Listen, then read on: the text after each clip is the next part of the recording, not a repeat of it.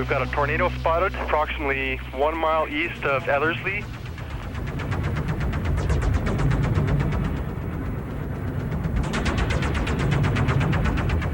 Emergency. Hello? Hi. I'm all alone and I think there's going to be something happening, a hurricane or something. I don't know what to do. I'm in my basement. I don't know what to do and I don't want to die. Please. Police. Yep. Okay, we're in the Clearview area Yes. and have been hit by their tornado. That are completely flattened in the area. Our roof is off. Your roof is off? Yeah, it's gone. God almighty, would you please help me?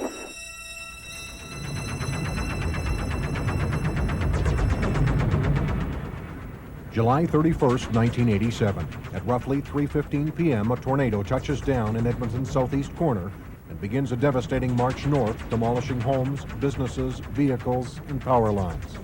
It will take roughly 45 minutes before the winds die down. It is the nation's worst natural disaster. In the next half hour, a look back at what took place in the first few days of the catastrophe.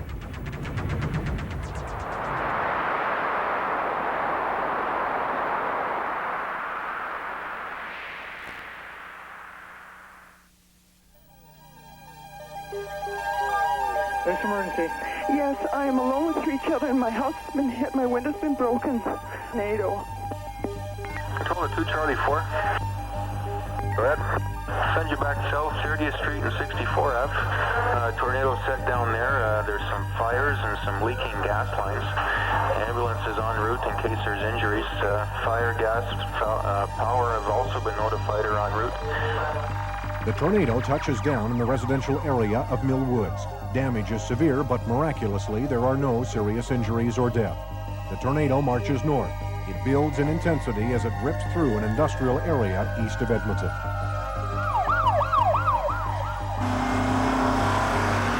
2 Charlie 7, control. 2 Charlie 7. Okay, I'm at 30th Street and about 60th Avenue here. I'll get back to you in a sense that there's debris everywhere. It's just torn to pieces around here. Need somebody to move fast. 2 Charlie 7. 2 Charlie 7. Right, Wells Hall warehouse here. Apparently there's a car on the roof, people trapped underneath. I have 2 warehouses torn to pieces. Ambulance streets down here. Police, fire, and ambulance crews are literally swamped with calls. Almost everywhere they look, there is someone needing help. People trapped in cars, buried under tons of rubble, injured needing treatment, and the dead. The first priority is to find survivors and rush victims to hospital. There aren't nearly enough ambulances. The wounded are transported by whatever vehicles are available. 2 Charlie 6-8 to control. 2 Charlie 6-8. Right, I'm at 68th Avenue and about 30 Street. There's a house torn all to hell here. I'm going to go and see if I can find anybody. There's dead animals and everything around here. Also, there's 2 trees down on the power lines along 34th Street. I would suggest that we better shut off 34th Street from 34th between the Point Blank Freeway and North, please. 2 Charlie 5. We've got a report of one person 10-2 in front of Myers Transport. We're going to go check it out. Yeah, I don't think there's too much we can do here. Why don't we go back? 2 Charlie 6-8 to control. 2 Charlie 6-8. I know this may sound stupid, but you better get hold of disaster services or whoever can help us in this. We're going to need all the help we can get out here.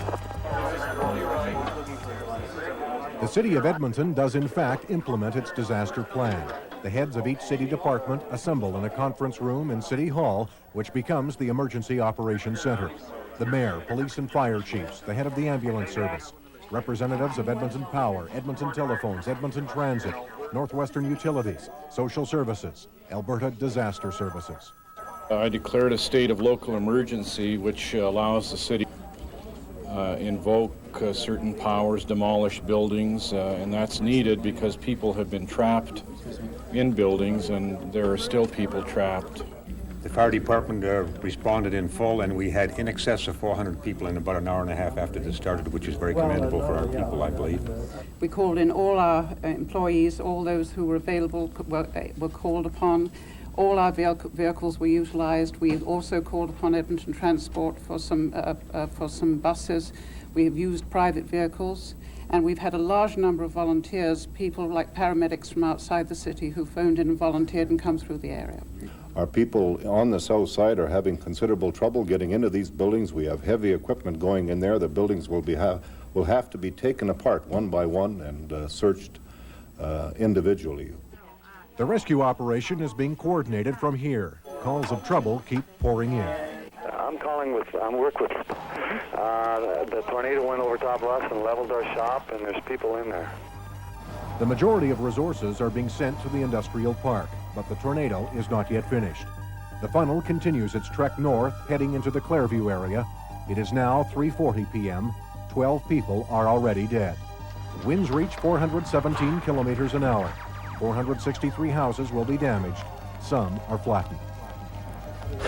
No feeling. Just blank. Don't know what to do. Don't know what we're going to do next. The terror moves further north to the Evergreen Trailer Park. There are 723 mobile homes here. 208 are damaged, 126 totally demolished. All our services here were cut off. The smell of gas in the air was terrible, so we knew gas lines were ruptured. What we wanted in here was for the outside world to know what was going on and that we needed help desperately. Rescue operations are delayed. The tornado has wiped out the phone exchange. For help comes from the Alberta Hospital, 2 kilometers away. We're at the Alberta Hospital now. Yeah. There's 2 people in emergency here. The tornado went right through Evergreen Park. Yeah. It's torn up trailers and people everywhere. The first rescue personnel to arrive are faced with massive damage. The dead and dying appear to be everywhere. More than 100 people are injured. There was massive flooding. Bravo 9 in control. Bravo 9. Power line's down here and it's a hell of a mess. We need lots of help. Bravo 9 control. Bravo 9. We need a 1016 here urgently. We've got a girl dying. Do you have any medical problems? No? You're pretty cold, aren't you? Okay. Do you want to see if you can get a blood pressure on her? Okay, please. Your arm? Okay, dear. I think that may be broken. Just keep it. What it reminded me of is a jet fighter warming up before afterburner hits, and then when the funnel is right, that's the afterburner. It comes in like a woo and then bang, and you know it's either over top of you or beside you. City emergency crews take one call after another. Down power lines, demolished buildings, leaking gas, people trapped. In a normal situation, each would be considered a major event and command immediate attention. Today, every nightmare is a reality. My name is Cliff Johnstone, Terminal Superintendent for CN Rail. I have a train derailment. I do have special dangerous commodities on the train, and it would appear our train has been hit by a funnel cloud. We do have anhydrous ammonia, sulfuric acid, and other special dangerous commodities involved. Some of the more critically injured are rushed from the scene by helicopter.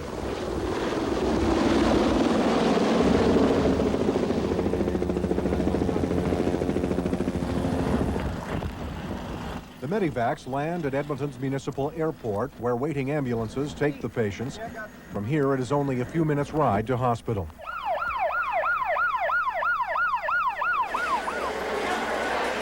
Almost every Edmonton hospital enacts its own disaster plans. Off-duty nurses and doctors are called in. Those here stay at their posts long after their shift ends.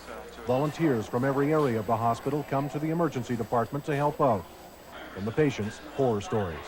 When it started to hit, Dorman, the owner, he got underneath this boat, so me and my fiance were there. We both got underneath there too, and next thing we knew, the wind was blowing like crazy, and the boat was rocking. It was being pulled a little bit, but it didn't fly away, luckily.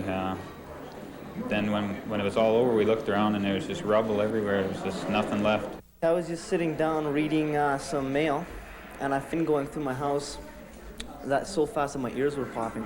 And then I got up to look outside, and I could see all the buildings on our property, which is about 7, 8, all being torn down. And I watched a van roll on the road in front of us, and I just went through the window with the rest of the house when it collapsed, and I just kept rolling, and I got hit with half the house. Power was knocked out, so we were outside watching it come in. We didn't think what it was going to be like, eh? And so we went inside when it got closer and just leveled the whole building, whole street, leveled the whole block. I got cut in the head and back of the head and racked up shoulder, that's about it. Everybody else in our shop was okay. They were buried for about a half an hour. Most people couldn't believe that a tornado touched down here. In the United States, sure, but not here in Edmonton. Well, the fact is, well, damage on this scale is unprecedented. Tornadoes do touch down in Alberta every year. Between 1960 and 1982, there was an average 3 tornado sightings in Alberta every year. In the last 4 years, tornado activity has ranged from a low of 12 sightings to a high of 21 in 1986. The funnel clouds have kept to rural areas, damage minimal. On July 31st, 1987, that changed. That's one heavy-duty tornado over there. Ooh, man. It's going to do some damage. The one thing we do know about tornadoes is that they are always formed from thunderstorms. If you haven't got a thunderstorm, you don't get a tornado. But only 2% of the 150,000 thunderstorms that we get in Canada and the United States every year, only 2% of those are spawning tornadoes. And they want to know the reasons why. First of all, there are 2 theories. There's the thermal theory. Here we have a nice summer day. It's hot on the ground, and the air above is cold. Okay, what happens is that the warm air starts to rise, hits the cold air, and then it starts to build a thunderhead. And after the thunderhead is built, within that thunderhead you get a vortex, because as rising, it is giving off heat. Heat in the form of condensation around there that punches it up even more until you get one of those towering cumulus clouds, and you get that enormous vortex all the way in through there. Then it hits the upper winds aloft, as we had over here on that fateful July the 31st. And that created a vortex which works all the way down through the storm, right down to the ground, and then you got a tornado. That's the first theory. The second theory is the mechanical theory. Simply this, that once you get the tornado going, once you get a little bit of movement in that cloud, you have the cooler air coming in and compressing it. Now, when it compresses it, it forces it to get faster and faster, much like the skater that we've heard about with her arms out here, and as she turns and turns, she gets spinning faster and faster and faster, so once she gets her arm in through here, she's just a blur. That's what they say happens here. Well, what was the situation in Edmonton on that fateful day? Well, I'll tell you. There was a low-pressure area here. That low-pressure area had been bringing in all kinds of warm air for days and just dumping it all over through here. And then there was a upper cold front came through from the Pacific, and the collision of that warm, moist air, the upper cold front, ticked it off. Now, whether it was mechanical or thermal doesn't matter. All that we know is that it generated one of the worst tornadoes that this country has ever seen. Another thing about tornadoes, they don't seem to like high buildings. They always seem to go with sort of a malicious intent to wherever the buildings are low. And probably because they do not want to shut off the fuel, the warm air, and that causes these to be the most destructive features on any weather map at all.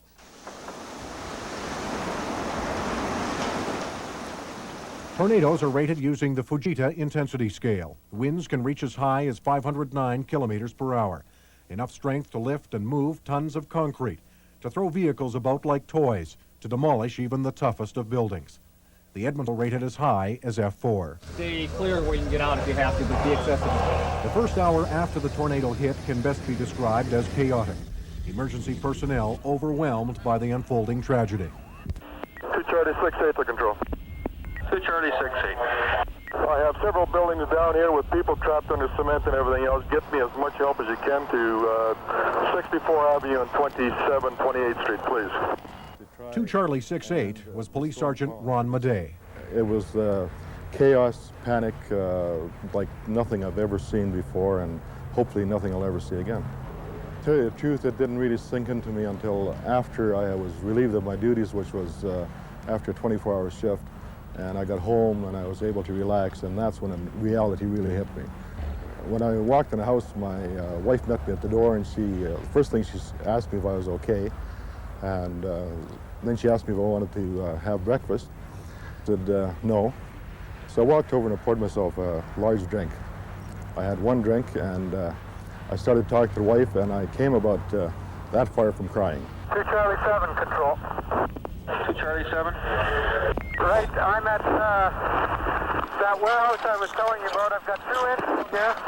They're both conscious still, but quite severely injured. And apparently east of me, there's 2 trapped under a car. Lots of people to look after them here. I'm headed east. 2 Charlie 7 was Police Constable Mike Cook. we put up with 30 below zero weather. We don't put up with raging winds like that. And it's almost disbelief. Deep down, I know it was there, I know I was there, but I didn't believe that it had actually happened. You didn't really have time to stand there and look around at the destruction and to really assess it. You just had to go in and do what you could for the people that worked the rubble. As time passes, the emergency plan begins to bring order to the rescue operation. Gas and power lines are shut off. Evergreen Trailer Park is sealed to all but emergency crews. Frustrating for those seeking word on family or friends. So all we're asking is that you stay here, leave your vehicles here, just leave yourselves here, because the more people we got there, the more people we get in the way, and we don't need that. On the radio on the way here, they said there's 70 trailers right out of the place now, and now they say there's a major gas leak and there's ambulances going through here by the dozens, and we don't know nothing. And you got family in I there? don't even know if my mom and dad's alive. Inside the trailer park, the hunt for those trapped in rubble continues. Many residents stumble about in shock. 1,700 people are to be evacuated. We were in lot 71, and the trailer is flat. I walked past the place, and the only thing I could find was my wife's Bible. Her trailer was the second road, and there's nothing there. Nothing. In the industrial area, a massive rescue operation continues. You're responsible for going through the whole building and all their property. And once that's done, you come out and identify it to us. Okay. And that building's secure. Okay? It'll take 5 policemen and 5 volunteers. Searching the buildings is hampered by leaking chemicals and, of course, the tons of debris. As daylight fades, the hunt for survivors is complicated further. This was the scene at the Nault Lumber Yard. Huge movie lights brought in by a local television station illuminate a search area. A concrete roof weighing 300 tons was picked up and moved 75 feet. The owner of the lumber yard is buried underneath. Brick by brick, firemen, police, and volunteers work their way through the rubble. It is a frantic race against time. The longer it takes to find those buried, the more likely they will be found dead. Back at Evergreen, hundreds of volunteers continue to hunt for victims. A contingent of militia members searches through the remains of trailer. Hello, is anyone home?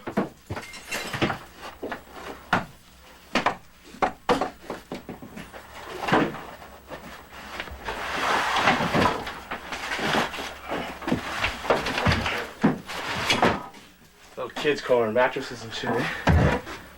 Never know. Every possible disaster services is out here. There are police, the Edmonton Fire Department, there are ambulance services from not only Edmonton but surrounding communities, the militia, the Air Force, they have volunteered to help search. Everyone is out here. The Red Cross has set up emergency relief centers, but victims have turned to family or friends. There are more volunteers here than those.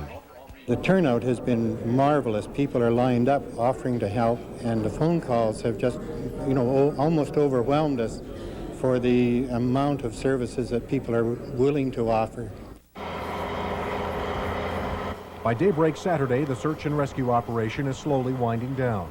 By Saturday afternoon, roughly 24 hours after the tornado hit, the emergency crews believe everyone is accounted for. The city's Emergency Operations Center at City Hall begins to relinquish responsibility for the cleanup. A site manager is appointed to coordinate activities with individual site commanders. One of their first jobs is to deal with sightseers. The damaged areas have become the biggest attraction in town. They don't want anybody down here unless they're living right on the block here. They're keeping everybody out. Oh, we just came around the back. Yeah, no, but the police are down there now. They're kicking everybody up there. There is also a fear of looting. The patience of victims is wearing thin. By Sunday, there was already talk of rebuilding. Of the trailer park are allowed to return to what remains of their homes to search for valuables. Oh my God.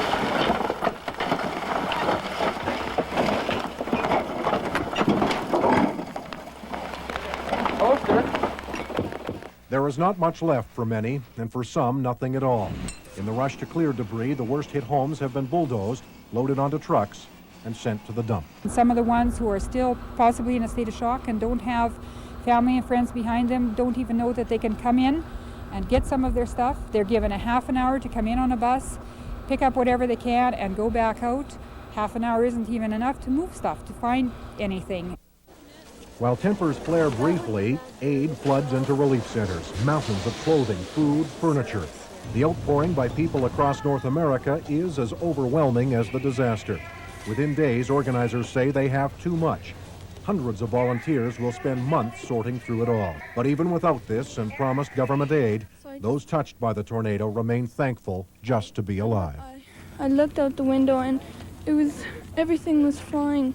I couldn't see the tornado, but the wind was carrying everything. And I grabbed the Bible and I just sat and I prayed to God to help me. And he did. He helped me. I'm just so thankful. A massive report on how the city responded to this tragedy has been prepared. It details countless stories of bravery. Much of the initial medical care and searching was carried out by volunteers. Passing motorists would stop, pick up injured, rush them to hospital, and then drive away. If any one conclusion can be reached, it's that no one could ever plan for a disaster on this scale. And despite the inevitable mistakes, overall, we're told, the city reacted well.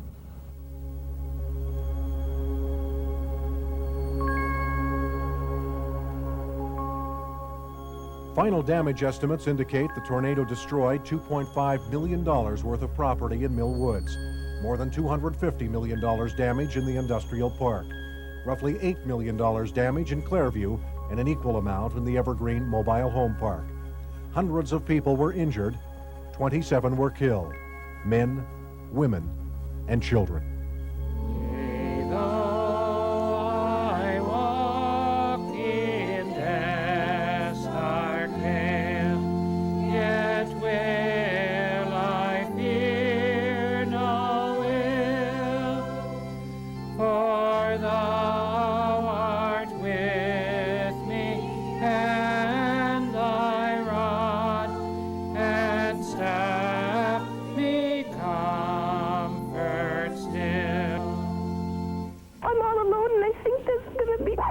Happening, a hurricane or something. I don't know what to do. I'm in my basement. I don't know what to do, and I don't want to die. Police. Police. Yep. Okay, we're in the Clairview area Yes. and have been hit by their tornado. There's houses that are completely flattened in the area. Our roof is off. Your roof is off? Yeah, it's gone. God almighty, would you please help me?